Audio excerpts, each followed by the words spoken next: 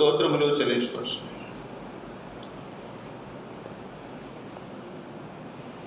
ఈ పాటలు పాడడం ద్వారా మీ వాక్యం నిమిత్తం మా హృదయ సిద్ధపరిచేందుకై మిమ్మల్ని ఆరాధిస్తాను.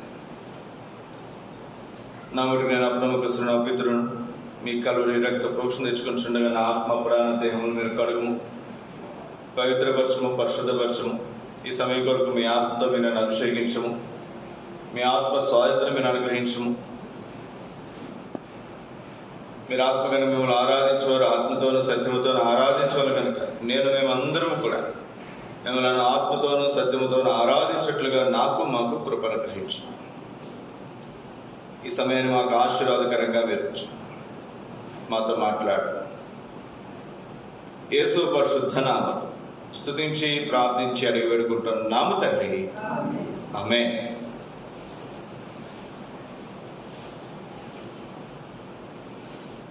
హోషేయ గ్రంథము 10వ అధ్యాయం.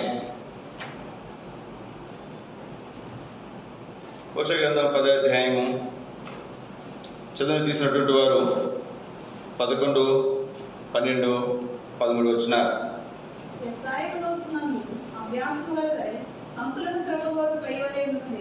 అయితే దాని నుండి మెడకు నేను మాడికట్టుదును, ఎఫ్రాయిము చేత దున్నించుటకు నేను కొని నియమింతును, యూదా భూమిని దున్నును, యాకోబు దానిని చదును చేసుకును.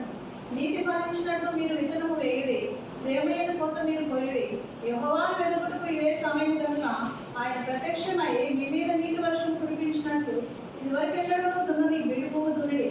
ఈ ప్రవర్తన ఆధారం చేసుకుని ఈ బలాఢ్యులను నమ్ముకొని నీవు చెడుదనకు పంటకై దున్నితి కనుక మీరు పాపమును కోత కోసి ఉన్నారు, అబద్ధములకు ఫలము పొంది ఉన్నారు. దేవుని వాక్యములో దేవుడు మనకి ఇచ్చినటువంటి తలంపును బట్టి అధ్యాయం అంతా మనం ధ్యానం చేస్తూ ముఖ్యమైనటువంటి అంశము 12వ వచనం లేదా 11, 12 వచనాలు వీటిని ఆధారం చేసుకుని మన దేవుని వర్తమానాలు మనం వింటున్నాం. ఎఫ్రాయిము నోర్చటం, యోధా భూమిని దున్నటం, యాకోబు దానిని చదును చేయటం అనేది మనం ఇక్కడ చూస్తున్నాం. ఇది వ్యవసాయం మనకు జ్ఞాపకం చేస్తుంది. ఈ వ్యవసాయం జరిగించేవారు ఉన్నటువంటి సంగతులు ఒక్కొక్కటి ఒక్కొక్క వారం మనం ధ్యానం చేస్తూ వచ్చాం. ఇక్కడ రాయబడినటువంటి మాటల్లో దేవుని వాక్యంలో మనం చూస్తే భూమి అనే మాట మనం ధ్యానం చేశాం.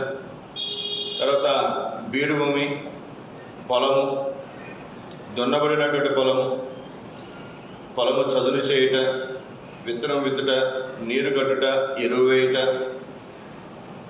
పంట ఫలించుట. గత వారం ఫలించుట అనే మాట మనం చూస్తూ వచ్చాం. నీతి ఫలించినట్లు. ఇప్పుడు చివరిలోనికి మనం వచ్చాం. ఇక్కడ చూడండి, రాయబడినటువంటి మాట హోషేయ గ్రంథం 10వ అధ్యాయము 11వ వచనం. ఎఫ్రాయిము నూర్పునందు అభ్యాసము గలదై. నోర్చడంలో ఏముందట? ఎఫ్రాయిముకి అభ్యాసం, ఎక్స్పీరియన్స్, అనుభవం ఉంది, అభ్యాసం ఉంది. కొంత మరి ప్రాక్టీస్ చేయండి అంటే అభ్యాసం చేయండి. నోర్చడంలో అభ్యాసం ఉందంట. ఇంకా 12వ వచనం, నీతి ఫలించినట్లు మీరు విత్తనం వేయడి, ప్రేమైన కోత మీరు కోయడి. ఏ కోత కోయాలి? ప్రేమైన కోత. ముందు కోత కోయాలి. పంట పడిన తర్వాత ఏం చేయాలి చెప్పండి? పంట పడిన తర్వాత ఏం చేయాలి? కోత కోయాలి. కోత కోసిన తర్వాత వాటి పనులు మోసుకుని రావాలి. మోసుకుని వచ్చిన తర్వాత కుప్ప కింద వేసి దాన్ని నూర్చాలి. నూర్చిన తర్వాత ఆ గింజలన్నీ ఇంటికి కొట్టులోనికి మోసుకుని రావాలి. ఇది దేవుని వాక్యంలో మనం చూస్తున్నటువంటి సంగతి. దేవుని వాక్యంలో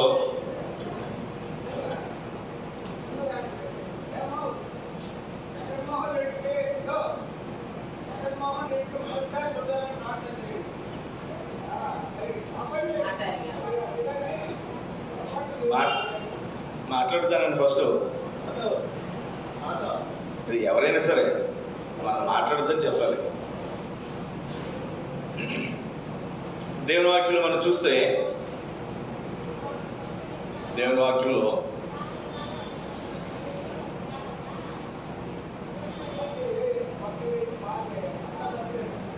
పంట కోయుట,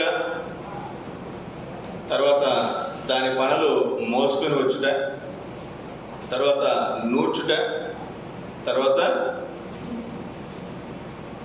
ఆ పండినటువంటి గింజలు కొట్టులోనికి మోసుకొని వచ్చుట. అర్థమవుతుందండి.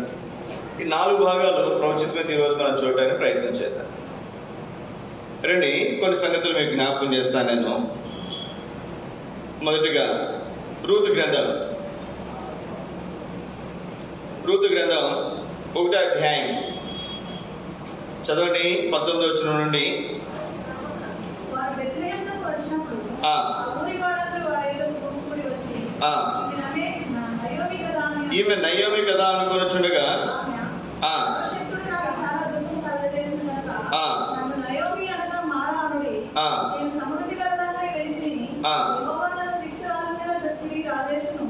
మీరు నన్ను నయోమి అని పిలువనేలా? మీరు నయోమి అని పిలువనేలా? నయోమి అంటే మధురం. యెహోవా నా మీద విరుద్ధముగా సాక్ష్యము పలికెను, సర్వశక్తుడు నన్ను బాధపరచును అని వారితో చెప్పాను. అటు నయోమియు ఆమెతో కూడా మోయాబురాలైన రూతు అని ఆమె కోడలు మోయాబు దేశం నుండి తిరిగి వచ్చి వారిద్దరూ యవల కోత ఆరంభంలో బెత్లెహేము చేరిరి. ఇక్కడ యవల కోత ఆరంభములో బెత్లెహేములకు వచ్చారు. కోత ఆరంభంలో వచ్చారు. కోత, ఇవి పని చేసుకునే వాళ్ళకి పనులు ఆరంభంలో వస్తే ఎలా ఉంటుంది చెప్పండి? అంత చక్కగా కూడా జరుగుతుంది. చక్కగా మేలు జరుగుతుంది. పనులు ఎక్కువ ఉంటాయి. పనులు అయిపోయిన తర్వాత వచ్చారు అనుకోరండి, ఏముంటుందండి? ఏమైనా పనులు ఉంటాయా? వాళ్ళకి ఏమి సమృద్ధి ఉంటుంది. అయితే ఈ రూతు నయోమి ఎప్పుడు వచ్చారంటండి? యవల కోత ఆరంభంలో వచ్చారు. సరే, ఇక్కడ రాగినటువంటి మాట నయోమి అంటుంది కదా, నన్ను నయోమి అని పిలవద్దు. నయోమి అంటే ఏంటి? నయోమి అంటే ఏంటి? మధురం. నయోమి అని పిలవద్దు. ఏమని పిలవాలంట? మారా. నయోమి అంటే మధురం. నయోమి అంటే మధురము. మరి ఏమని పిలవాలంట? మారా. మారా అంటే ఏంటి చెప్పండి? చేదు.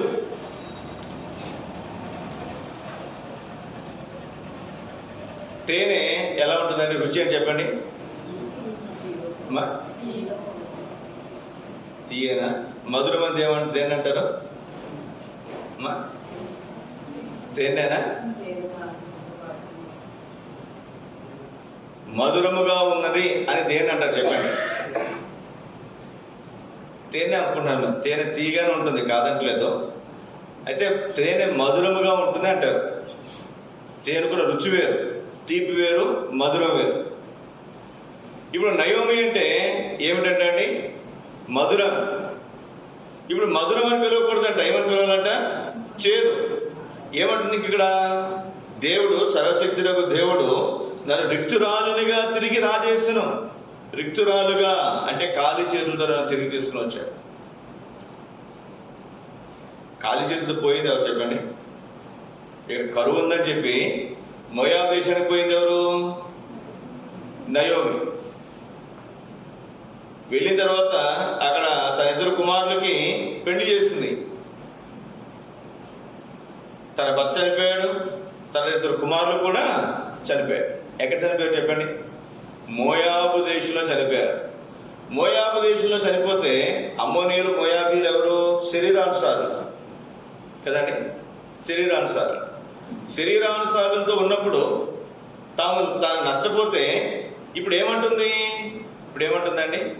యెహోవా నన్ను రిక్తురాలుగా చేసుకుంది ఎవరు? నయోమే చేసుకుంది. దేవుడు ఏమని చెప్పాడా? ఎలీషా గనురాలైనటువంటి స్త్రీతో అంటున్నాడు, అమ్మా కొన్ని సంవత్సరాలు కరువు కాలం రాబోతుంది, నువ్వు వెళ్ళగలిగిన స్థలానికి వెళ్ళు అని దేవుడు చెప్పాడు. అప్పుడు ఆ స్త్రీ వెళ్ళింది. తర్వాత తనకి దేవుడు సమృద్ధి అయినటువంటి మేలు చేశాడు. మరి ఇప్పుడు నయోమిని ఎవరిని వెళ్ళమని చెప్పారా? వెళ్ళమని చెప్పారు. నయోమినే తనంతట తాను ఏం చేస్తుంది చెప్పండి, మోయాబు దేశంలోనికి వెళ్ళిపోయినప్పుడు తను నష్టపోయింది. ఇప్పుడు తాను చేయాల్సింది తాను చేసి, తాను అనుకున్నది తాను చేసి, తన ఇష్టానుసారంగా తాను ప్రవర్తించి ఇప్పుడు మన నేరం ఎవరి మీద వేస్తుందండి? దేవుడి మీద వేస్తుంది. మనం కూడా చాలాసార్లు మనం చేయాల్సింది మనం చేసేస్తాం. మళ్ళీ ఏమంటాం చెప్పండి, దేవుడు నాకు అన్యాయం చేశాడు, దేవుడు నాకు మరి ఇబ్బంది కలుగజేశాడు, దేవుడు నాకేం సహాయం చేయలేదు, దేవుడు నన్ను రిక్తురాలుగా చేశాడు అని నయోమి చెప్పినట్లుగా కూడా మనం చెప్పే సాధ్యత లేకపోలేదు. ఇప్పుడు చూడండి, అయితే వీళ్ళు చేసిన ఒక మంచి పని ఏంటంటే యవల కోత ఆరంభంలో ఎక్కడికి వచ్చారండి? బెత్లెహేమునకు వచ్చారు. బెత్లెహేం అంటే రొట్టెల గృహము. చూడండి 2వ అధ్యాయము రూతు గ్రంథం 2వ అధ్యాయం. ఇప్పుడు ఆవిడ రిక్తురాలుగా వచ్చింది, ఏమీ లేవు అసలు. తన భర్త లేడు, తన కుమారులు లేరు. ఇంక చెప్పాలంటే తన కోడలు ఆమె కూడా అన్యురాలు, మోయాబీయురాలు. తనతో ఆ స్త్రీ, ఆ యవనస్తురాలు తప్ప ఇంకెవరు కూడా తన దగ్గర ఏం ఆస్తి ఏమీ లేదు. అట్లాంటి స్థితిలో తాను ఉంటే 2వ అధ్యాయం 21 వచ్చినాను. మోయాబీయురాలైన రూతు అంతేకాదు, అతడు నన్ను చూచి తనకు కలిగిన పంటపోత అంతయు ముగించే వరకు తన పనివారి యొక్క నిలకడగా ఉండమని నాతో చెప్పాను. ఎప్పటి వరకు ఉండాలంట? ఎక్కడికి వెళ్ళింది ఈమె రూతు? ఎప్పుడైతే మోయాబు దేశమును విడిచి ఇశ్రాయేలు దేశానికి వచ్చిందో, మోయాబు దేశంలో చెప్పాలంటే అక్కడ కూడా దేవుళ్ళు ఉంటారు వాళ్ళకి. మోయాబీయుల దేవత, అమ్మోనీయుల దేవత, సీదోనీయుల దేవత, రకరకాల దేవుళ్ళు దేవతలు ఉంటారు ప్రతి ఒక్కరికి కూడా. ఇప్పుడు రూత్ అనాల్సిన మాటది, నా దేవుడు నన్ను రిక్తురాలుగా చేశారని చెప్పలేదు. ఎందుకని తను ఆ దేశంలో పుట్టి పెరిగింది, ఆ దేశంలో పెళ్లి చేసుకుంది, ఆ దేశంలో భర్తను పోగొట్టుకుంది. అట్లాంటి స్థితిలో ఉన్నటువంటి ఆమె ఎక్కడికి వచ్చింది? ఇశ్రాయేల్ దేశానికి వచ్చింది. ఎవరు కోత ఆరంభంలో వచ్చింది. ఇప్పుడు దేవుడు ఎంత మేలు చేశాడు చూడండి.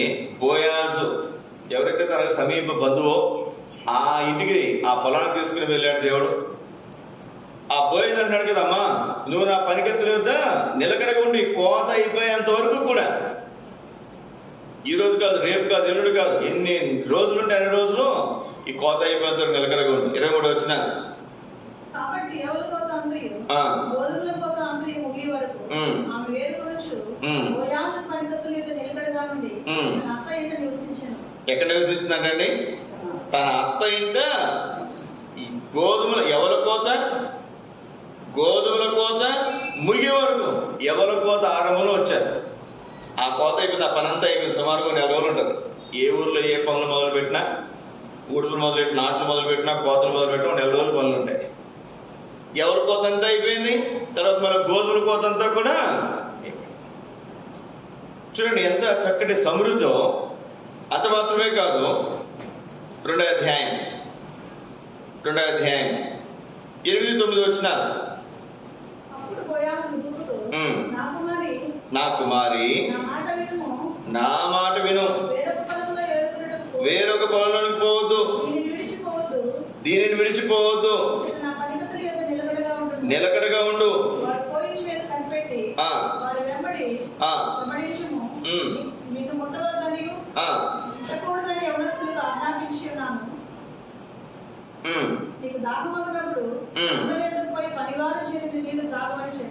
త్రాగమని చెప్పాను.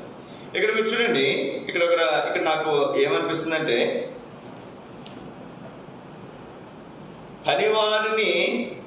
పనివారికి కాపులాగా ఎవరు ఉంచినట్టుగా అనిపిస్తుందండి? రూతును ఉంచినట్లుగా అనిపిస్తుంది. ఆ మాట చూడండి. 9 వచ్చిన వారు కోయు చేను కనిపెట్టి వారిని వెంబడించు. 8 వచ్చే చివరి మాట, ఇచ్చట నా పనికత్తుల యొద్ద నిలకడగా ఉండు. ఇంతకుముందు ఫస్ట్ వచ్చినప్పుడు బోయజ్ ఎవరు అడిగాడు? అక్కడ ఉన్న పనివారిని, ఈమె ఎవరు అని అడిగాడు కదండి. కొన్ని రోజులు పనులైన తర్వాత ఆమె ఏం చేస్తుందయ్యా అని వీళ్ళు అడగచ్చు పనివారిని. ఏమ్మా వాళ్ళు ఏం చేస్తున్నారు, మీ ఏ పొలంలో పని చేస్తున్నారు అని ఈవిని కూడా అడగచ్చు. చూడండి, ఒక అన్యురాలు, ఒక అనామకురాలు, చెప్పాలంటే విధవరాలు, తనకి భర్త లేడు, పిల్లలు లేరు, నిరాధారమైనటువంటి స్థితిలో తాను ఉంటే అట్లాంటి వ్యక్తికి ఎంత గొప్ప ఆధిక్యత చూడండి. ఏమీ లేని నిస్సహాయమైనటువంటి స్థితిలో ఉన్నటువంటి ఆ స్త్రీ దేవుని స్వాస్థ్యమైనటువంటి ఇశ్రాయేలు దేశానికి వచ్చినప్పుడు, బెత్లెహేములోకి వచ్చినప్పుడు ఎంత చక్కటి మరి ఏర్పాట్లో తానుందో మీరు ఆలోచన చేయండి. నా పనికెత్తుల యొక్క నిలకడగా ఉండు. ఎంత గొప్ప ఆధిక్యత. ఏమన్నా చెప్పండి, పనుల మధ్యలో నువ్వేం చేయొచ్చంట, ఏరుకోవచ్చంట. పనుల మధ్యలో ఎవరైనా ఏరుకొనిస్తారా? ఎప్పుడైనా పొలం పనులకు వెళ్ళారా మీరు? వెళ్ళకపోతే ఏం చేస్తారో చూడండి, తెలుసుకోనండి. కోత కోసిన తర్వాత పనులు అక్కడ ఒక్కొక్క పని ఇంత పనులు అక్కడక్కడ పెట్టుకుంటూ వరుసగా వెళ్తారు. అవి కట్టేత అంటారు మా ప్రాంతంలో. మీరేమంటారండి? కట్టేతనా? వాటిని ఏం చేస్తారు, పనులు 4-5 పనులు తీసుకెళ్ళి మోపుల కింద కడతారు. ఆ పనులు తీసేటప్పుడు 2-3 ఎన్నులు రాలిపోతాయి. వీళ్ళు ఎదరికి వెళ్ళిపోయిన తర్వాత అప్పుడు వెనక నుంచి ఎవరైనా వచ్చి ఆ వెన్నులు ఏరుకోవచ్చు. దాన్ని పరిగా అంటారు. ఎవడైనా పోయి పనుల మధ్యలో ఏరుకుంటాడు, కూరుకుంటాడా? ఎదురా ముందుకు పోతున్నాయంటే వెనక్కిపో. మేము చిన్నప్పుడు వెళ్ళేవాళ్ళం. కొన్ని గింజలు రాల్చుకుంటే అవి తీసుకెళ్ళి కొట్లు అమ్మితే మరమరాలు ఉండలు ఇచ్చేవారు. ఏమంటారు దాన్ని, పేలా పంటలు ఏమంటారు, మరమరాలు ఉండరు. వాటి కోసం ఏం చేస్తారంటే కొన్ని గింజలు అవి తీసుకెళ్ళేవారు. మా పొలంలో అయితే ఎవరేమనేవారు కాదు. ఇంకో పొలంలోకి వెళ్తే ఊరుకుంటారా? ఊరుకోరు. ఇక్కడ చూడండి, ఈమె పొలం కాదు అసలు, ఈ ఊరే కాదు అసలు ఆవిడది. నువ్వు పనుల మధ్యలో పనులు ఏం చేయొచ్చు, నువ్వు ఏరుకోవచ్చు. ఎంత ఆశ్చర్యపరుచుంటాడు. అంతేకాదు పనివారు చేతికి వచ్చినటువంటి నీరు ఏం చేయొచ్చండి, ఈమె తాగొచ్చంట. మోయాబీలు, అమ్మోనీయులు వాళ్ళు శపించబడినటువంటి వారు. ఇశ్రాయేల్ ప్రజలతో మాత్రం కూడా వారు సాంగత్యం చేయడానికి అవకాశమే లేదు. అట్లాంటి ఆమె ఎంత గొప్ప ఆధిక్యతలోకి వచ్చిందో చూడండి. ఇక్కడ ఒకటే మనం జ్ఞాపకం పెట్టుకోవాల్సినటువంటి మాట, ఎప్పుడు వచ్చింది ఆమె బెత్లెహేమునకు? యవల కోత ఆరంభంలో వచ్చింది. ఎంత మేలు చూడండి. ఒకవేళ కోత ఆరంభంలో రాకపోతే ఈమె పొలానికి వెళ్ళేది కాదు, మేలు పొందేది కాదు. ఇక్కడ కోత అనే మాట మనం చూస్తున్నాం. ఒక మాట చూడండి, ఇక్కడ అందరం కలిసి చదువుకుందాం. రూతు గ్రంథం 2వ అధ్యాయము 12వ వచనం. యెహోవా నీవు చేసిన దానికి ప్రతిఫలం ఇచ్చును. ఇశ్రాయేలు దేవుడైన యెహోవా రెక్కల కింద సురక్షితంగా ఉన్నట్లు నీవు వచ్చితివి. ఆయనకు సంపూర్ణమైన బహుమానం ఇచ్చునని ఆమెకు ఉత్తరమిచ్చు. నయం ఏమంటుంది? యెహోవాను రిక్తురాలుగా చేస్తానంటే రూతు యొక్క ఆశీర్వాదం చూడండి. యెహోవా రూతుకి సంపూర్ణమైన బహుమానము ఇచ్చింది. కొంతమంది ఎప్పుడు ఏడుస్తారు అంటారు, కొన్ని బతుకులు అలాగే ఉంటాయి. దేవుడు ఎన్ని ఇచ్చినా వాళ్ళు తృప్తి ఉండదు. వాళ్ళు చేయాల్సిన చేసి వాళ్ళు దేవుడు నెపం వేస్తుంటారు.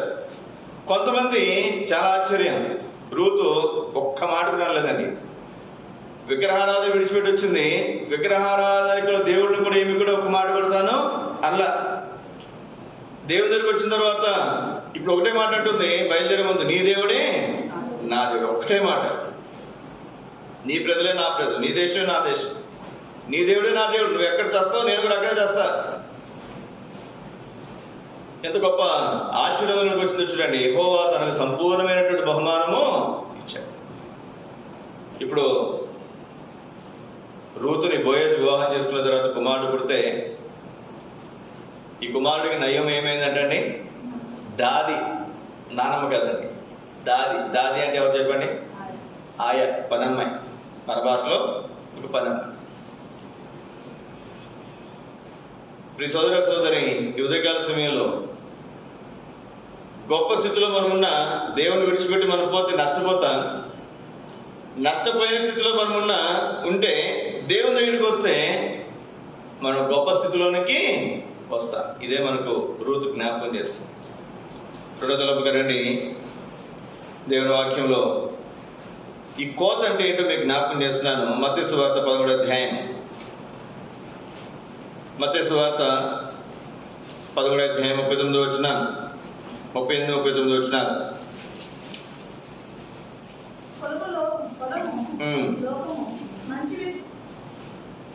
మంచి విత్తనములు, రాజ్య సంబంధులు, పురుగుల దృష్టిని సంబంధులు, వాటిని విత్తిన శత్రువు అపవాది, గురుగులను విత్తిన శత్రువు అపవాది, కోత యుగ సమాప్తి. కోత కోయవారు దేవదూతలు. ఒక మాట జాగ్రత్తగా గమనించండి. కోత ఏంటంటే యుగ సమాప్తి. కోత ఏంటంటే యుగ సమాప్తి.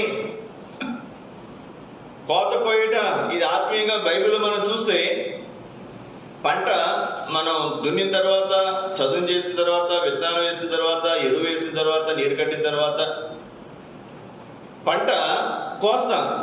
ఇంకేమైనా చేస్తాం పంట కోసిన తర్వాత? ఇంకా పొలాన్ని ఏం చేయం, మళ్ళీ దున్నేస్తాం కదండి. చివరిగా చేసే పని ఏంటి చెప్పండి? ఆ చేలో పంటను కోసి ఆ పనులు మనం పక్కకి తీసుకుని వస్తాం. వాటిని ఒక చోట ఎత్తుగా ఉన్న దెబ్బ మీద మరి వాటిని వేసి వాటిని నూరుస్తాం. ఇప్పుడంతా మెషిన్స్ వచ్చేసినాయి. అదే కోసేస్తుంది, అదే గింజలు అదే నూరు చేస్తుంది, కట్టేస్తుంది. గింజలన్నీ ఒక పక్కన తీసుకొచ్చి కుప్ప కింద వేసేస్తుంది. ఈ సోదరి ఇక్కడ మనం గమనించాల్సినటువంటి ప్రాముఖ్యమైనటువంటి మాట, ఆత్మీయంగా దేవుని వాక్య ప్రకారం కనుక మనం కోత అంటే ఏంటంటే యుగ సమాప్తి. యుగ సమాప్తి. ఈ కోత కోసేది ఎవరంట? కోత కోసేది ఎవరండి? దేవదూతలు. ప్రకటన గ్రంథం 14 అధ్యాయం 14, 15, 16 వచ్చిన చదవండి. మరియు నేను చూడగా ఇదిగో తెల్లని మేఘము కనబడెను. మనిషి కుమారుని పోలిన ఒకడు ఆ మేఘము మీద ఆసీనుడై ఉండెను. ఆయన శిరస్సు మీద సువర్ణ కిరీటమును, చేతిలో వాడిగల కొడవలియు. మనిషి కుమారుని పోలిన ఒకరి చేతులు ఏముందంట? వాడిగల కొడవలు ఉందంట. ఎవరి మనిషి కుమారుడు? ప్రభువైన యేసుక్రీస్తు వారు. దేవదూతలు కోత కోసేవారు. దేవదూతలు మాత్రమే కాదు, యేసుక్రీస్తు వారి చేతిలో కూడా ఏముందంట? వాడి అయినటువంటి కొడవలి. కొడవలి అని తెలుసుగా మీకు? కోత కోసే వస్తువుని ఏమంటారు చెప్పండి? కొడవలి. చదవండి 15 వచ్చిన. అప్పుడు మరి ఒక దూత దేవాలయంలో నుండి వెడలి వచ్చి భూమి పైరు పండి ఉన్నది, కోతకాలం వచ్చింది. కొడవలు పెట్టి కోయమని గొప్ప స్వరముతో ఆ మేఘము మీద ఆసీనుడైన వానితో చెప్పెను. మేఘము మీద ఆసీనుడైన వాడు తన కొడవలి భూమి మీద వేయగా భూమి పైరు కోయబడింది. ఇదేంటండి? మనం వెళ్ళాం, కోత వేయడానికి వెళ్ళాం, కొడవలు తీసుకెళ్ళి పొలం మీద వేసాం. ఏమవుతుందండి? ఏమవుతుంది? కింద పడుతుంది. ఏమవుతుంది? కింద పడుతుంది. కానీ మనిషి కుమారుని చేతిలో కొడవలు ఉందంట. ఆ కొడవలేమో ఆ పైరు మీద వేశాడంట. పైరు అంతా ఏం చేయబడిందంట అండి? కొయ్యబడిందంట. ఎంత ఆశ్చర్యం అది! బహుశా ఇప్పుడున్న టెక్నాలజీ మెషిన్స్ అన్నీ కూడా కోత కోసే మెషిన్స్ ఉన్నాయి. కొడవలు దాని మీదకి వెళ్తేనే ఏమవుతుంది చెప్పండి? చాలా ఆశ్చర్యం అసలు. అది మనం కొయ్యాలంటే చాలా కష్టం కదండి. ఒకసారి నేను కూడా చిన్నప్పుడు అప్పుడప్పుడు కోత కోసేవాళ్ళు. గేదెలకి పచ్చగడ్డం కోస్తే ఒక్కొక్కసారి ఏలు ఏమైనా చెప్పండి, ఇందులో పడిపోయి గడ్డిలో ఏలు కోసుకుని పోయేది. ఏలు కానీ ఇక్కడ కానీ చాలాసార్లు కోసుకుని పోయేది. అలవాటు వాళ్ళకి ఏం కోత కోసుకుని పో. కొడవలు వేస్తే ఏమైనా వచ్చేస్తుందా? రాదు. కానీ టెక్నాలజీ చూడండి, మెషిన్ మరి అట్లా మెషిన్ వెళ్తానే ఉంటుంది, మనకి ఏమీ కనపడదు, అంత కోసేస్తూ ఉంటుంది. గింజలన్నీ కూడా పక్కకి, గడ్డంతో పక్కన వేస్తుంది, గింజలు తీసుకొని ఇంకో పక్కన వేస్తుంది. ఇదే మనకి ఆశ్చర్యం అయితే, దేవుని దగ్గర ఉన్నటువంటి కొడవలి ఎట్లాంటిది అంటుంది? అది పైరు మీద వేయగానే ఆ పైరుని ఏం చేస్తుందని చెప్పండి, మొత్తం కొడవలితో భూమి మీద పైరు కోయబడను. కొడవలు వేయంగానే కోయబడుతుంది. దేవుని యొక్క మహాశక్తిని మనకు జ్ఞాపకం చేస్తుంది. దేవుని యొక్క మహాశక్తిని మనకు జ్ఞాపకం చేస్తుంది. అంత మాత్రమే కాదు, 17 వచ్చినాను.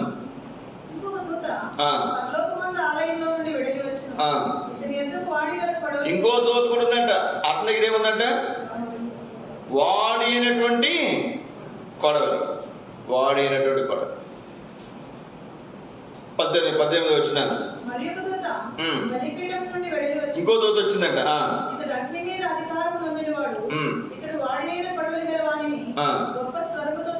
కొడవలు ఉన్న వ్యక్తిని గొప్ప స్వరంతో పిలిచి అంటున్నాడు, ద్రాక్ష పండ్లు పరిపక్వమైనవి ద్రాక్ష చెట్లు, ద్రాక్ష పండ్లు పరిపక్వానికి వచ్చినాయి, నీ కొడవలు పెట్టి ఏం చేయవాటిని కొయ్యి. యుగ సమాప్తి. గొల్లవాడు మేకల మందలో నుండి గొర్రెల మందలను వేరు చేయనట్లుగా ఆ యుగ సమాప్తి ఉంటుంది అనేది బైబిల్ గ్రంథం మనకు తెలియజేస్తుంది. ఇక్కడ ఏవైతే గెలలు బాగా పండినాయో, పరిపక్వతకు వచ్చినాయో, వాటిని ఏం చేస్తారు చెప్పండి? కోస్తారు. పరిపక్వత అంటే ఒక మాట మీకు జ్ఞాపకం చేస్తున్నాను, వేరుగా అనుకోకండి. మనం రక్షించబడిన తర్వాత, రక్షణలోనికి మనం వచ్చిన తర్వాత, ఆత్మీయంగా పరిపక్వతలోనికి వచ్చిన తర్వాత దేవుడు మనల్ని పిలుచుకునేవాడుగా ఉంటాడు. ఈ మాట గుర్తుపెట్టుకోండి. దేవుని ఉద్దేశించినటువంటి భక్తుల విషయమై దేవుడు కలిగినటువంటి ఉద్దేశం. నేను ఎప్పుడు మాట చెప్తుంటాను. ఫిలిప్ గారు, జీటీ బెంజమిన్ గారు హెబ్రోన్లో చాలా కాలం వారు ఎంతో మరి చక్కటి అడ్మినిస్ట్రేషన్లో వారు మరి ఉంటూ వచ్చారు. భక్సింగ్ గారి తర్వాత అగస్టిన్ గారు ఎక్కువ కాలం హెబ్రోన్లో మరి అవన్నీ చూసుకున్నటువంటి వారు. తర్వాత దినాల్లో మరి ఫిలిప్ గారు, జీటీ గారు. ఇప్పుడు ట్రస్టులు, సొసైటీలు అని కొన్ని సమస్యలు మీకు కొన్ని తెలుసుండొచ్చు బహుశా మీకు. ఇప్పుడు ట్రస్ట్, సొసైటీ అనేటువంటి గ్రూపులు. అంతకుముందు ఫిలిప్ గారి గ్రూపు, జీటీ బెంజమిన్ గారి గ్రూపు, రెండు గ్రూపులే. రెండు గ్రూపులు సహజం, గుర్తుపెట్టుకున్నాను. ఏ మందిరంలో అయినా, ఏ సహవాసంలో అయినా రెండు గ్రూపులు ఖచ్చితంగా ఉంటాయి. ఇంట్లో కూడా అమ్మ పార్టీ ఒకరు ఉంటారు, మాట్లాడటం. నాన్న పార్టీ ఒకరు ఉంటారు ఖచ్చితంగా ఉంటారు. రెండు ఉండాల్సిందే. అయితే ఒకటి బలంగా ఉంటుంది, ఒకటి బలహీనంగా ఉంటుంది. రాజకీయాల్లోనే అంతే. ప్రభుత్వంలో ఉండేటువంటి వారు ఒకరు ఉంటారు, ప్రతిపక్షంలో ఉండేవారు ఒకరు ఉంటారు. రెండు ఉండాల్సిందే ఖచ్చితంగా. రెండు ఉంటేనే పోటీ, లేకపోతే చాలా కష్టం కదండి. అది బయట అయినా, లోపలైనా, ఎక్కడైనా సరే. ఇప్పుడు మనం గమనించాల్సినటువంటి ప్రాముఖ్యమైనటువంటి సంగతి, మరి చాలా సంవత్సరాలు మరి ఫిలిప్ గారు, జీటీ గారు వేరు గ్రూపులుగా ఉండి, వేరుగా ఉండి ఎన్నో రకాల పరిస్థితులు హెబ్రోన్లో ఆ దినాలు 2004, 2005 దానికి ముందు దినాలు, అంటే 20 సంవత్సరాల క్రితం. కొంతకాలం అయిన తర్వాత జీటీ బెంజమిన్ గారు జరిగిన సంగతి చెప్తున్నాను మీకు. నేను కొన్ని నెలలు చర్మం నన్నెత్తి నుంచి అరికాళ్ళ వరకు మరి ఆయనకి మచ్చలు, చూడటానికి కూడా చూడని అసహ్యముగా, చూడటానికి కూడా కొంత ఇబ్బందికరమైనటువంటి విధానంలో ఆయన ఉన్నాడు. దగ్గరికి కొన్ని నెలలు ఉన్న తర్వాత పరిచయం కూడా కొన్ని వారాలు మందిరానికి రాలేదు హెబ్రోన్కి. తర్వాత ఆయన వచ్చారు. పరిచయకు వచ్చిన తర్వాత ఆయన పులిపీట మీద నుంచి అంతకుముందు ఎన్నో విషయాలు మరి కొన్ని కలవరానికి సంబంధించినటువంటివి, కొన్ని ఏమో ఇబ్బందికరమైనటువంటి సంగతులు ఆయన ఇష్టానుసారంగా కొన్ని చేశాడు ఆయన.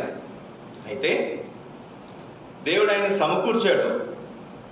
మళ్ళీ అదే పులిపీట మీద, ఏ పులిపీట మీద నుంచి అయితే తన ఇష్టానుసారంగా చేసినటువంటి సంగతులు ఉన్నాయో, అదే పులిపీట మీద నుంచి ఇన్ని సంవత్సరాలు కూడా నేను దైవ సేవకుడు ఫిలిప్ గారికి వేరుగా నేను ఎన్నో చేయడానికి ప్రయత్నం చేశాను. నేను ఈ పొరపాటు విషయం నన్ను క్షమించండి. నేను పూర్తిగా ఫిలిప్ గారితో సమాధాన పడుతున్నాను. మొత్తం నాకున్నటువంటి అధికారులైనా, నాకున్న బాధ్యతలను మొత్తం ఆయన చేతిలో నేను పెడుతున్నాను అని మొత్తం ఆయనకు అప్పగించి, తర్వాత ఒక 4 నెలలు ఉండి తర్వాత ప్రభువునందు ఆయన నిద్రించాడు. ఆయన సమాధానంగా వెళ్ళిపోయాడు. ఎలా వెళ్ళిపోయాడు చెప్పండి? సమాధానంగా వెళ్ళిపోయాడు. పరిపక్వత అంటే అది. మనం వెళ్ళాం, ఒక కాయ చూడటానికి వెళ్ళాం, కాయ పోతా ఉంటున్నాం, మామిడికాయ. ఇంకో 2 రోజులు అయితే బాగుంది అనిపించింది. ఏం చేస్తుంది చెప్పండి? కొంచెం పచ్చుకుంటే ఏం చేస్తుంది చెప్పండి? వస్తామా? అప్పుడు మామిడి తోటకి వెళ్తాం. కాయలు కోయమంటే ఈ వద్దులే, నీకు తయారవ్వలేదు, ఆ కాయ కోసిస్తానంటాడు అతను. అట్లాగే దేవుడు కూడా ఇక్కడ మనకు జ్ఞాపకం చేయబడుతున్నటువంటి మాట, పరిపక్వతలోనికి వచ్చినప్పుడు ఏం చేసినట్టు ఆయన వస్తాడు. సంపూర్ణంగా మనల్ని సిద్ధపరిచిన తర్వాత ఆయన పిలుచుకుంటాడు. గుర్తుపెట్టుకున్నాడు ఈ మాట. అది నువ్వైనా, నేనైనా, ఎవరైనా సరే అంటే ఉదయకాల సమయంలో మనకు జ్ఞాపకం చేయబడుతున్నటువంటి మాట, దేవుని బిడ్డలైనటువంటి మనం పరిపక్వతలోనికి వచ్చినటువంటి ద్రాక్ష పండ్లను వాడిని గొడవలు పెట్టి దాని గెల్లను కోయము అంటే. కావాలంటే యూట్యూబ్లో కూడా ఉన్నాయనుకుంటా నేను. Last 3 messages of brother GT బెనివెన్, last 3 messages of brother GT బెనివెన్ అని మీరు చూడండి యూట్యూబ్లో, ఖచ్చితంగా దొరుకుతాయి మీకు. చాలా అద్భుతమైనటువంటి వర్తమానాలు ఇచ్చారు ఆయన, చివరి 3 వర్తమానాలు అన్ని. అంతకుముందు కొన్ని సంవత్సరాలు పరిచయం చేశారు ఆయన, ఒక 20-30 సంవత్సరాలు. ఆ పరిచయం అంతా ఒక ఎత్తు, సమకూర్చబడిన తర్వాత, సిద్ధపరచబడిన తర్వాత ఆయన ఇచ్చిన 3 వర్తమానాలు ఇంకొక ఎత్తు. ఈ సోదర సోదరి, దేవుడు మనందరినీ కూడా పరిపక్వతలోనికి తీసుకుని వస్తాడు. పరిపక్వత అంటే ఆయన సారూప్యతలోనికి మనం తీసుకుని వస్తాడు. దేని అనుకండి? సారూప్యతలోనికి తీసుకుని వస్తాడు. రండి, 3వ తలంపుగా మీకు జ్ఞాపకం చేస్తున్నాను. దేవుని వాక్యంలో యెషయా గ్రంథము 9వ అధ్యాయం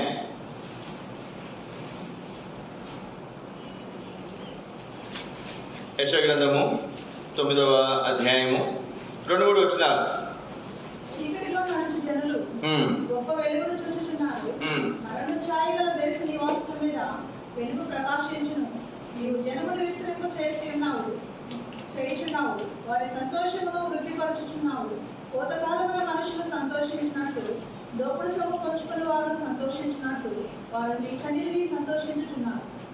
చాలా ఇక్కడ కోతకాలమున మనుషులు సంతోషించినట్లు,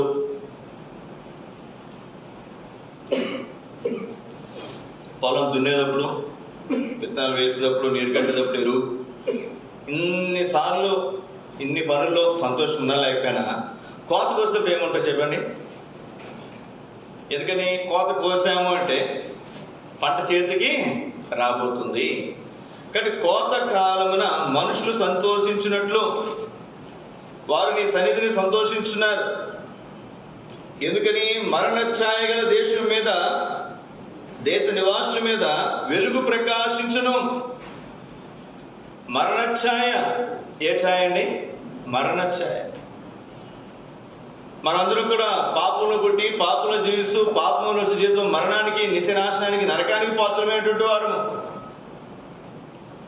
అట్లాంటి మన మీద దేవుడు తన వెలుగును ప్రకాశింపజేశాడు.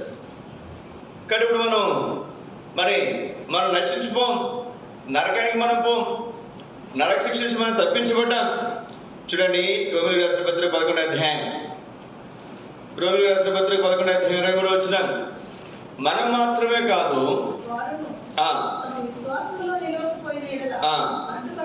అంటుకట్టబడతారు, మరలా అంటుకట్టుటకు శక్తి గలవాడు. మన దేవుడు ఎవరంటే మరలా అంటుకట్టుటకు శక్తి గలవాడు. ఇప్పుడు చెట్టు ఉంది, చక్కగా కాయలు కాస్తుంది.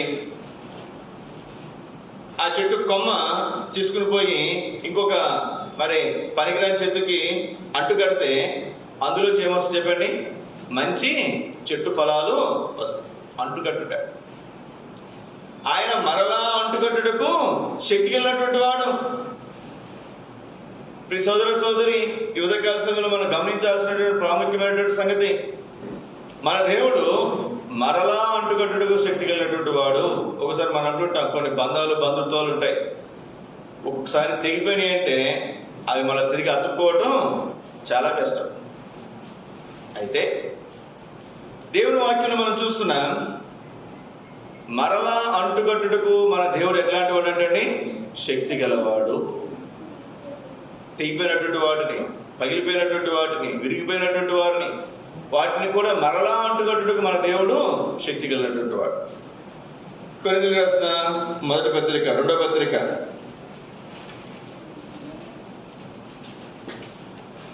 కొరింథీయులకు రాసిన 2వ పత్రిక, దానికి ముందు ఒక మాట చదవండి. ఇక్కడ రోమీయులకు రాసిన పత్రిక 11వ అధ్యాయము 24వ వచనం ఒక మాట చదవండి. మనము అడవి ఒలివ చెట్టు స్వభావ విరుద్ధముగా మంచి ఒలివ చెట్టును అంటుకట్టబడిన యెడల మనం అడవి ఒలివ చెట్టు అయినటువంటి మనము, అన్యులమైనటువంటి మనము మంచి ఒలివ చెట్టుగా దేవుని బిడ్డగా మనం మార్చబడితే, స్వాభావికమైన కొమ్మలకు వారు అంటే ఇశ్రాయేలు ప్రజలు వారు నిజంగా స్వతహాగానే వారు దేవుని ప్రజలు, వారు నిశ్చయముగా సొంత ఒలివ చెట్టును అంటుకట్టబడరా, సొంత ఒలివ చెట్టును అంటుకట్టబడరా. అన్యులైనటువంటి మనమే రక్షించబడితే, యూదులైనటువంటి వారు, ఇశ్రాయేలు ప్రజలైనటువంటి వారు రక్షించబడరా? రక్షించబడతారే అని చెప్తున్నాడు. ఇప్పుడు రండి, కొరింథీయులకు రాసిన పత్రిక 3వ అధ్యాయం 16వ వచనం. వారి హృదయము ప్రభు వైపునకు ఎప్పుడు తిరుగునో అప్పుడు ముసుగు వేయబడును.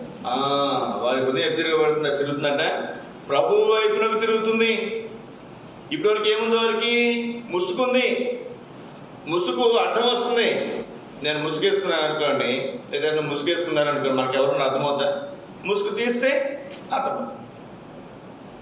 అక్కడ ఉన్నారనుకోనండి, అయితే ముసుగు సగానికి వేసుకుంటారు. లేకపోతే కళ్ళు కూడా కనపడకుండా, తలకాయ కూడా కనపడకుండా వేసుకుంటారు. ముసుగు ఎలా వేసుకోవాలి చెప్పండి? ముసుగు ఎందుకు వేసుకుంటారమ్మా? అమ్మా, నా స్త్రీకి తల వెంట్రుకలే సౌందర్యం. నా ఈ సౌందర్యం కంటే కూడా నా దేవుడు కోరతగినవాడు అని స్త్రీకి సౌందర్యంగా ఉన్నటువంటి తల వెంట్రుకలను పూర్తిగా పైత్యంతో కప్పుకుంటారు. అది దాని అర్థం. అందుకే ముసుగు వేసుకుంటారు స్త్రీలు. సరే, ఇక్కడ రాబడినటువంటి మాట, ముసుగు ఎప్పుడైతే తీయబడుతుందో, అంటే మీరు వేసుకున్న ముసుగు కాదు. మోషే ముఖం ప్రకాశించినప్పుడు ఏం చెప్పండి? ఏం చేశాడు? తలకు ముసుగు వేసుకున్నాడు. ఎప్పుడైతే ఈ ముసుగు తీయబడుతుందో లోపల ఉన్న వ్యక్తి మనకు కనబడతాడు. హెబ్రీయులకు రాసిన పత్రిక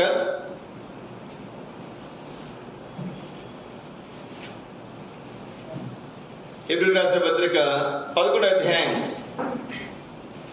ఇంకో ప్రాముఖ్యమైనటువంటి సంగతి మీకు జ్ఞాపకం చేస్తున్నాను. అన్యులైనటువంటి మనం రక్షించబడ్డాం, యూదులైనటువంటి వారు రక్షించబడతారు, ముసుగు తొలగించబడుతుంది. ఇప్పుడు చూడండి 36వ వచనం.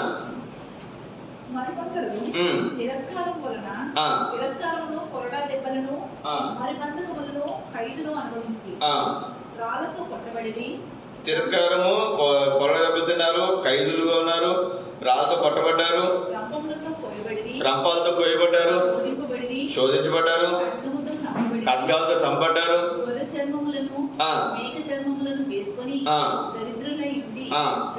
శ్రమపడ్డారు, హింస పొందారు, అడవుల్లో గుహల్లో తిరుగులాడుతున్నారు.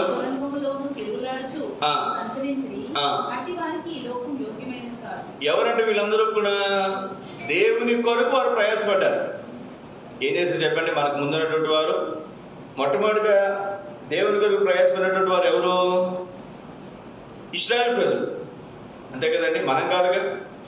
అపోస్తులు, తర్వాత అపోస్తులు 12 మంది, వీళ్ళందరూ ఎవరు? ఇశ్రాయేలు ప్రజలే. తర్వాత 7 ఏర్పరచుకున్నారు. వీళ్ళెవరు? వారు ఇశ్రాయేలు జనాంగమే. అపోస్తులైన పౌలు ఎవరు? అతను ఇశ్రాయేలుడే, యూదులే. అంటే ఇక్కడ ఏమని చెప్తున్నాడంటే, అన్యులమైనటువంటి మనము రక్షించబడ్డాము అంటే ఇది ఖచ్చితంగా ఇశ్రాయేలు ప్రజలు ఖచ్చితంగా రక్షించబడతారు, వారికి ముసుగు తీసివేయబడుతుంది అని చెప్తూ, మరి వారికంటే మనం ముందు రక్షించబడ్డాం, మన తర్వాత వారు రక్షించబడుతున్నారు. అంతే, మనందరికంటే కూడా ముందు రక్షించబడింది ఎవరు? మళ్ళీ మొదటిగా యూదులే రక్షించబడ్డారు. యూదులు ఏ విధంగా రక్షించబడ్డారు? ఇప్పుడు మనకేం శ్రమలు లేవు, రంపాలతో కోయబడట్లా. చాలామంది ఎలక్షన్స్కి ముందు మరి కొంతమంది క్రైస్తవులు బీజేపీ వస్తే మళ్ళీ ఇబ్బంది, బీజేపీ రాకుండా ప్రార్థన చేయండి అని చాలామంది అన్నారు. ఇప్పుడు పైన బీజేపీ, మన రాష్ట్రంలో కూడా మన సంగతి ఇప్పుడు కదండి. ఏమో భవిష్యత్తు దినాలు ఎట్లాంటి పరిస్థితులు వస్తాయి మనకు తెలియదు, క్రైస్తవులుగా ముఖ్యంగా. ఇప్పుడు వీళ్ళు రంపాలతో కోయబడ్డారు, ఎన్నో రకాల శ్రమలు కూడా వెళ్ళారు. అట్టి వారికి లోకము యోగ్యమైనది కాదు అంటున్నాడు. ఇప్పుడు మీరు జాగ్రత్తగా ఆలోచన చేయండి. మరి వాళ్ళు ముందున్నారు, మనకంటే ముందు. దేవుళ్ళు ఉన్నారు, ప్రభువును నిద్రించారు. ఇప్పుడు చదవండి ఆ మాట 39వ వచనం. మీరందరూ తమ విశ్వాసము ద్వారా సాక్ష్యం పొందిన వారైన సాక్ష్యం పొందారు. సాక్ష్యం పొందిన వారైనను మనము లేకుండా సంపూర్ణులు కాకుండా నిమిత్తము సంపూర్ణులు కారు. ఈ మాట గుర్తుపెడుతున్నాడు. వారెంత గొప్ప భక్తులైనా, వారెంత గొప్ప భక్తులైనా మనము లేకుండా సంపూర్ణులు కారు. మీరు జాగ్రత్తగా గమనించండి. 100 రూపాయలు షర్టు తీసుకున్నా అదే దారబెత్త కొడతారు. 1000 రూపాయలు షర్ట్ తీసుకున్నా అదే దారబెత్త కొడతారు. 10,000 రూపాయలు సూట్ తీసుకున్నా కొంచెం మారుతుందేమో దారం, అంతే కదండి. పట్టు చీర తీసుకుంటే పట్టు చీర కొట్టడానికి పట్టు దారం ఏమైనా ఉంటుందా? నాకు తెలిసి అట్లేమి ఉండదు. ఉంటుందా అండి? అట్లేమి ఉండదు. అంటే ఈ విలువైనటువంటి వాటిని కలపటానికి, వాటితో పాటు ఉండటానికి మనలో ఎన్నో విలువ తక్కువైనటువంటి సంగతులు కూడా ఉన్నాయి. మన శరీరంలో చూసుకునండి, గుండెకి ఎంతో విలువ. కిడ్నీలు ఎవరో మన 10 లక్షలకు 20 లక్షలకు అమ్మారండి. కిడ్నీయే 20 లక్షలు అయితే గుండె ఎంతగా అమ్ముతారు చెప్పండి కదా. ఇప్పుడు కిడ్నీతో పాటు గుండెతో పాటు చెయ్యి కూడా పోటీకి వచ్చింది అనుకోండి. అయ్యే లోపల ఎక్కడో చిన్నవి, నేను చెయ్యికి చాలా పెద్దది, నన్ను 30 లక్షలు కొనమాట ఎవరు కొంటారు చేతిని. ఏం కొను అంటే ఈ శరీరంలోనే కొన్ని విలువ తక్కువ ఉన్నాయి, కొన్ని విలువైనవి. కాబట్టి మనకంటే ముందున్నటువంటి వారు ఎంత విలువైనటువంటి వారైనా, ఎంత ప్రయాసపడినటువంటి వారైనా సరే మనము లేకుండా వారు సంపూర్ణులు కాదు. అందుని బట్టి ఉదయకాల సమయంలో మనం ఆయన ఆరాధించ బద్ధులమై ఉన్నాం. మత్తయి సువార్త 6వ అధ్యాయం 26వ వచనం. ఆకాశ పక్షులను చూడుడి, అవి విత్తవు కోయవు, అయినను మీ పరలోకపు తండ్రి వాటిని పోషించుచున్నాడు. మీరు వాటికంటే శ్రేష్ఠులు కారా? ఎంత చక్కటి మాట చూడండి. మన గురించి రాయబడినటువంటి మాట. మరి అవి విత్తవు, కోయవు, కొట్లలో కూర్చుకొనవు. విత్తనాలు విత్తవు, పంటనేమి కొయ్యవు, తీసుకొచ్చి మళ్ళీ ఏమీ దాచుకో, కొట్లలో ఏమి దాచుకో. కానీ దేవుడు ఏం చేస్తున్నాడు? వాటిని కూడా పోషిస్తాడు. సింహపిల్లలైనా లేమి గలవే ఆకలి కొనను, యెహోవాను ఆశ్రయించిన వారికి ఏ మేలు కొదువు ఉండదు. ఏ మేలు కొదువు ఉండదు. సోదరి ఈ ఉదయకాల సమయంలో మనం ఎవరైనప్పటికీ కూడా ఏమి ధరించుకుందామా, ఏమి తిందామా, ఏమి త్రాగుదామా అని మనం లోకస్తులోనే చింతించాల్సిన అవసరము లేదు. మనకి ఏమి కావాలనో మన పరలోకపు తండ్రికి సమస్తమును తెలుసు. కానీ మొదటిగా ఆయన నీతిని, ఆయన రాజ్యాన్ని మనం వెళ్తున్నప్పుడు మనకు కావాల్సినవన్నీ కూడా దేవుడు మనకు అనుగ్రహించేవాడుగా ఉంటాడు. మనకు కావాల్సినవన్నీ కూడా దేవుడు మనకు అనుగ్రహించేవాడుగా. ఈ సోదరి ఎన్నో విషయాలు నేను చెప్పగలను నా చేతుల్లో. మీరు కూడా చాలా విషయాలు చెప్పగలరు. మనకు అవసరమైన అవి మన శక్తికి మించినప్పటికీ కూడా, మనకి స్తోమత లేకపోయినప్పటికీ కూడా వాటిని తీసుకుని వచ్చి మన దగ్గరికి అయినా తీసుకుని వచ్చి ఉంచేవాడు. ఇది మనం గమనించుకోవాల్సినటువంటి వారు. ఒక ఊర్లో ఒక వ్యక్తి, ఒక యవనస్తుడు యేసుక్రీస్తుని నమ్ముకున్నాడంట. నిజంగా జరిగిన సంగతి. యేసుక్రీస్తు నమ్ముకుంటే ఎక్కడ చదువుకున్నటువంటి జనాలు ఎక్కడో, అతను సెలవులకి ఇంటికి వచ్చాడు. ఇంటికి వచ్చిన తర్వాత యేసుక్రీస్తు నమ్ముకున్నాడని తెలిసినప్పుడు ఆ ఊర్లో చాలా విగ్రహారాధన ఉంటుంది. అతను ఊర్లోంచి వెళ్ళేశారంట. యవన 18-20 సంవత్సరాల వయసు. ఇప్పుడు అతని దగ్గర ఏమీ లేవు. ఊరి నుంచి వెళ్ళేస్తే ఆ ఊరికి దగ్గరలో కొండ ఉందంట. అక్కడ కొండ చిన్న అడవిలాగా, ఇలా అడవిలో ఉన్నాడు. కొన్ని రోజులు బాగానే నడిచింది. బాగానే అడవి కాబట్టి తినడానికి ఇబ్బంది ఏం లేదు. కాయలు ఇవి ఉంటాయి కదా, ఏదో దుంపలో ఏదో తింటున్నాడు. మొత్తానికి కాలం గడిచిపోతుంది. అందులో కుర్రోడు కదా, యవనస్తుడు కాబట్టి ఏమి తిన్నా ఆరాయించుకుంటున్నాడు. కానీ వస్త్రాలు ఓ జతలు ఉంటాయేమో బహుశా వెళ్ళినప్పుడు, లేదా ఓ జతని పంపించేస్తుంటారు. ఎన్ని రోజులు ఉంటాయి చెప్పండి జత. అదే జత ఉతుక్కుని అదే జత వేసుకుని కొన్ని రోజులకి ఆ బట్టలన్నీ కూడా చిరిగిపోతుంటే దేవుడికి ప్రార్థన చేస్తాడు తప్ప ఇంకెవరిని అడుగుతాడా? ఇప్పుడు అతను ఊర్లోకి రావాలన్నా కుదరదు. ఊళ్ళో వెళ్ళేసారు. ఇప్పుడు రోజులు కాదు అవి, పాత రోజులు. ఊళ్ళోకి రావడానికి లేదు, ఆ ఊరు దాటిపోతే కానీ ఇంకో ఊరికి వెళ్ళడానికి లేదు. ఇది అక్కడ ఉన్నటువంటి పరిస్థితి. దీనికి సమాంతరంగా వేరే ఊర్లో ఒక అతనికి కొత్తగా జాబ్ వచ్చింది. ఏమొచ్చిందండి? జాబ్ వచ్చింది. జాబ్ వస్తే అతను మంచిగా మరి మంచి జీతం, సూట్ అది వేసుకోవాలి చక్కగా. మంచిగా ఒక 4 జతలు సూట్ కుట్టించుకున్నాడు, 4-5 జతలు కుట్టించుకున్నాడు. జాబ్ వచ్చిందిగా మనం కూడా ఏం చేస్తాం చెప్పండి, జీతం వస్తుంది కాబట్టి మంచిగా కుట్టించుకున్నాడు. ఒక 2-3 నెలలకే సైజు పెరిగాడు, లావు అయ్యాడు. శుభ్రంగా జీతం వస్తుంది, శుభ్రంగా తింటున్నాడు, శుభ్రంగా లావు అవుతున్నాడు. మళ్ళీ ఏం చేశాడు, మళ్ళీ పోయి 4 జతలు కుట్టించుకున్నాడు. మళ్ళా 2 నెలలకి 3 నెలలకి మళ్ళీ ఇంకా లావు అయ్యాడు. అట్లా సుమారు ఒక 5-6 నెలలకి మొదటి కుట్టించిన 5-6 జతలు టైట్ అయిపోయినాయి, తర్వాత కుట్టించిన 5-6 జతలు కూడా టైట్ అయిపోయి. ఇప్పుడు ఏం చేయాలి బట్టలు? అతనికి దేవుడు దర్శనంలో ఈ బట్టలు పలానా ఊరు, పలానా అడ్రస్, పలానా పేరు కూడా దేవుడు చెప్పాడండి. నిజంగా జరిగిన సంగతి అండి, అబద్ధం కాదు, కట్టుకథ కాదు. పేరు, ఊరు రాసి అడ్రస్, ఇతనికి ఏమీ తెలియదు.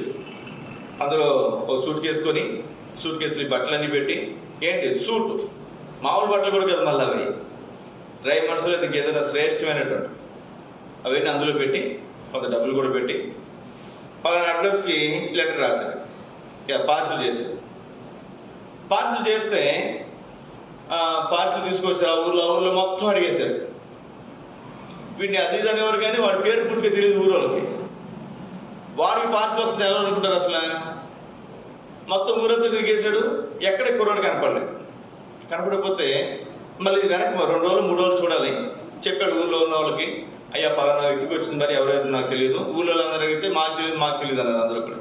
మరి నిజంగా తెలియదు అన్నారో తెలుసుకోవడం చెప్పలేదు, తర్వాత సంగతి. సరే తను ఏం చేసినా సరే ఎవరిని ఉంటే కనుక చెప్పండి, మా పోస్ట్ ఆఫీస్లో పెడతామని చెప్పేసి వెళ్ళిపోయాడు. ఇంకా ఆ రోజు చివరి రోజు, ఆ రోజు రాకపోతే మళ్ళీ ఏం చేయాలి, వెనక్కి పంపించాడు. అందుకే మరలా వచ్చాడు, ఆ బాక్స్ మోసుకుంటూ, పెద్ద బాక్స్ మోసుకుంటూ వస్తే ఎవరో మొత్తానికి మరి అతని పేరు మాకు తెలియదు కానండి, ఎవరో ఒక అతను ఆ పైన ఆ కొండ మీద ఉంటున్నాడు, అక్కడ ఊరు లేదు ఏమి లేదు ఉంటున్నాడు, ఒకసారి వెళ్ళి చూడండి అన్నారు. మరి అతనేమో మాకు తెలియదు, కావాలంటే వెళ్ళి చూడండి అన్నారు. ఈ పోస్ట్ మ్యాన్ కొండ సైకిల్ వేసుకుని ఇదంతా మోసుకుని ఎక్కడ మామూలు విషయమా?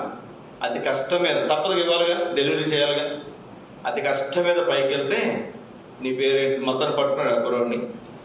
అతనికి అసలు వస్త్రాలు లేకుండా చాలా ఇబ్బందికరమైన పరిస్థితుల్లో యవనస్తున్నాడు. అట్లాంటి వ్యక్తి దగ్గరికి ఇతను పోయి ఏమిచ్చాడండి? ఏ బట్టలు? మామూలు బట్టలు కాదు, శ్రేష్టమైనటువంటివి. మీకేం జ్ఞాపకం చేస్తున్నానంటే, ఏమి తిందుమా, ఏమి త్రాగుదామా, ఏమి ధరించుకుందామా అని చింతించాల్సిన అవసరము లేదు. మన జీవితాల్లో, ప్రతి ఒక్కరి జీవితాల్లో కూడా ఎన్నో అనుభవాలు మనం చెప్పగలం. కట్టి ఉదయకాల సమయంలో దేవుని పెట్టినటువంటి మనం గమనించాల్సినటువంటి శ్రేష్టమైనటువంటి సంగతి, ఆ పిచ్చుకల కంటే కూడా, ఆ పక్షుల కంటే కూడా, ఆకాశ పక్షుల కంటే కూడా మీరు ఎంతో శ్రేష్ఠులు అని దేవుని వాక్యం చెప్తుండగా, మనం అట్టి విధానంలో దేవుడి వలన మరి ఉంచబోతున్నందుకు మనం ఆయన స్తుతించి ఆరాధించే వారంగా మనం ఉంటాం. 5వ తలుపు చివరి తలుపు కరండి, మత్తయి సువార్త 9వ అధ్యాయం 36వ వచనం. ఆయన సమూహములను చూచి వారు గొర్రెల లేని కాపరుల వలె విసిగి చెంది ఉన్నందున కాపరి లేని గొర్రెల వలె విసిగి చెదిరి ఉన్నందున వారి మీద కనికరపడి. దేనికి కనికరపడ్డారంటే ఆయన? గొర్రెలు ఉన్నాయి కానీ కాపరి లేడు. సోదరి మీరు జాగ్రత్త గమనించండి. హైందవ శాస్త్ర ప్రకారం గుడి కట్టిన తర్వాత అక్కడ ఎవరు పంపిస్తారండి? పూజారి పంపిస్తారు. గుడి ఉంటే అక్కడ ఎవరు ఉంటారు? పూజారి ఉంటారు. క్రైస్తవత్వం అట్లా కాదు. చర్చ్ ఉన్నా లేకపోయినా మంది ఉంటే ఎవరుంటారండి? అక్కడ చర్చితో సంబంధం లేదు మనకి. చర్చి ఉండొచ్చు, చర్చి లేకపోయి కూడా ఉండొచ్చు. ఒకసారి అరవిందం గారు దైవజనుడు ఆయన్ని ఒక ఊరు సేవకు పంపించారు. ఒక ఊరు సేవకు పంపిస్తే ఆ ఊరు వెళ్ళాడు. అడ్రస్ తెలియదు, మందిరం అడ్రస్ తెలియదు. సరే నేను పలానా ఊరు ట్రాన్స్ఫర్ చేస్తున్నారు, ట్రాన్స్ఫర్ వెళ్ళారంట. రైల్వే స్టేషన్లో ట్రైన్ దిగాడు. దిగిన తర్వాత వీధి వీధి మొత్తం చుట్టుపక్కలంతా కూడా ఎంక్వైరీ చేశారంట. ఇక్కడ క్రైస్తవ మందిరం ఏదైనా ఉందా అని మందిరం అడిగితే ఎక్కడా లేదన్నారంట. ఎక్కడా లేదు. ఎక్కడా లేకపోతే మరి ఈయన ఎందుకు ట్రాన్స్ఫర్ చేసినట్టు, ఈయన్ని ఎందుకు పంపించినట్టండి? మందిరం ఉంటే ఇప్పుడు మేము వచ్చేవాడికి మేము మందిరం కట్టిన ఒక 6 నెలలకి మమ్మల్ని ఇక్కడికి తీసుకొచ్చి పెట్టారు. ఆ దినాల్లో ఉన్నటువంటి సేవ అట్లాంటిది కాదు. అక్కడ మందిరమే లేదు. ఇది మొత్తం ఎదిగేసాడు. ఎక్కడ మన మందిరం కనపడలేదంట. అప్పుడు అర్థమైంది ఆయనకి, ఈ ఊర్లో మందిరము లేదు అంటే. రైల్వే స్టేషన్ దగ్గరలో ఇప్పుడంటే అంతా డెవలప్ అయిపోయింది. అప్పుడంతా అన్ని ఖాళీ స్థలాలే కదా. అంతా కొంచెం చదువు చేసుకుని అక్కడ పందిరి వేసుకుని అక్కడ ఆయన పరిచర్య స్టార్ట్ చేశారు. అందుకే మన మందిరాలు ఎక్కువ రైల్వే స్టేషన్ దగ్గరలోనే ఉంటాయి. ఏ ఊరైనా చూడండి మీరు. నెల్లూరు ఉంది, రైల్వే స్టేషన్ పక్కనే కర్మేలు. ఒంగోలు ఉంది, రైల్వే స్టేషన్ పక్కనే ఎస్కోల్. గుంటూరు వెళ్ళండి, అది రైల్వే స్టేషన్ దగ్గరలోనే సియోన్. మీరు చాలా మందిరాలు తీసుకునండి, అందులో 100కి 80% పాత దినాల్లో ఉన్నటువంటి మందిరాలు. ఎక్కువ రైల్వే స్టేషన్ దగ్గర లేదా బస్ స్టాండ్ దగ్గర. అంటే ఏంటి, అక్కడ దిగి ఎక్కడ స్థలం కనపడకపోతే అక్కడ కొంచెం ఖాళీ స్థలం అంతా శుభ్రం చేసుకుని అక్కడ పరిచర్య స్టార్ట్ చేసి ఆరంభించినటువంటి పరిచర్య. జ్ఞాపకం చేయబడుతున్నటువంటి మాట, కాపరి లేని గొర్రెలు. గొర్రెలు ఉండేసరికి దేవుడు చేసేటప్పుడు అక్కడికి కాపరిని పంపిస్తాడు. ఎంత అద్భుతమైనటువంటి పరిచర్య చూడండి. ఇది అతిశయం కాదు, దేవుని మహిమతో చెప్తున్నా నేను. మాలాంటి వాళ్ళు అనేక మందిని, మేము ఇలాగ ఉద్యోగాలు చేసుకోవచ్చు, పనులు చేసుకోవచ్చు, అయినప్పటికీ కూడా మాలాంటి వాళ్ళు అనేక మందిని ఉద్యోగాలు లేదా పనులు మానిపించి ఏం చేస్తారు చెప్పండి? తన గొర్రెలు ఎక్కడైతే ఉన్నాయో వారు కాపరి లేని గొర్రెల వల్లే చెదిరిపోకుండా, విసిగిపోకుండా, వేసారిపోకుండా వారిని కాయటానికి దేవుడు ఏం చేస్తాడు చెప్పండి? కాపరులను దేవుడు పంపిస్తున్నాడు. కాపరులను దేవుడు పంపిస్తున్నాడు. ఎంత అద్భుతమైనటువంటి పరిచయం చూడండి, ఎంత అద్భుతమైనటువంటి పరిచయం. ఎక్కడైతే గొర్రెలు ఉన్నాయో ఆ గొర్రెలను కాయటానికి దేవుడు పరిచారకుల్ని, కాపరులను పంపిస్తున్నాడు. సంఘ కాపరి అంటారు. సంఘ కాపరి. కాపరి అంటే ఎవరు చెప్పండి? గొర్రెలు కాసేవాడు కాపరి, సంఘాన్ని కాసేవాడు సంఘ కాపరి. సంఘ కాపరి. ఒక ప్రాముఖ్యమైనటువంటి మాట చూడండి, యోహాను సువార్త 4వ అధ్యాయం 38వ వచనం, 37, 38 వచనాలు. విత్తువాడు ఒకడు, కోయివాడు ఒకడు. విత్తేవాడే కోయుడు. టేక్ చెట్టు ఉంటుంది. టేక్ గురించి తెలుసో తెలీదో మీకు? అది 3 తరాలతో వస్తుందంట. అది ఎన్ని తరాలండి? మా తాత టేక్ చెట్టు వేస్తే ఎవరు కోసుకుంటారని? నేను కోసుకుంటానండి. మా తాత నేను కోసుకుంటాను. మనం 3 తరాలతో వస్తుందంట. అప్పుడు కానీ దానికి చావ రాదండి, దాంట్లో గట్టిదనం రాదు. చూడటానికి ఎంతలా ఉన్నా అది గట్టిదనం ఉండాలి అంటే కనీసం 3 తరాలు అయిపోతే 40-50 సంవత్సరాలు అయితే కానీ అందులో గట్టిదనం రాదండి. ఇప్పుడు విత్తేవాడు ఒకడు, కోసేవాడు ఒకడు. విత్తేదేవాడో కోసేదేవాడో చూడండి. ఈ మాట 38 వచ్చిన ఇక్కడ 36 వచ్చిన చదవండి. 36 కూడా. విత్తేవాడు సంతోషిస్తాడంట, కోసేవాడు సంతోషిస్తాడంట. కోయివాడు నిత్య జీవార్థమైన ఫలం. ఇప్పుడు చదవండి 38.